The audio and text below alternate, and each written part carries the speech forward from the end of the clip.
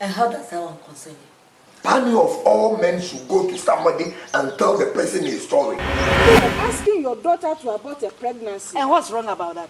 Hey, even if your mother pour hot water on me, I will not stop loving you at all. What is he even waiting for here? Come out! Useless boy!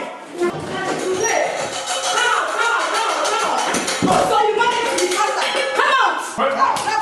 Now, cut him for me! Cut him for me! What is my soul? When I'm send the thing to her, tell her that I will not take. Hey, madam. Correct. Wow. Hey!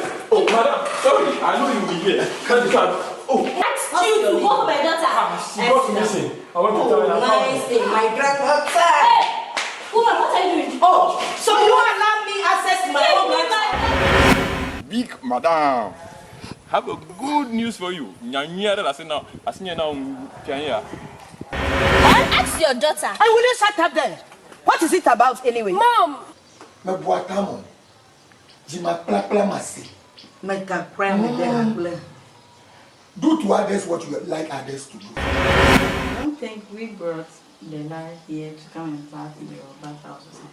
Oh, I said.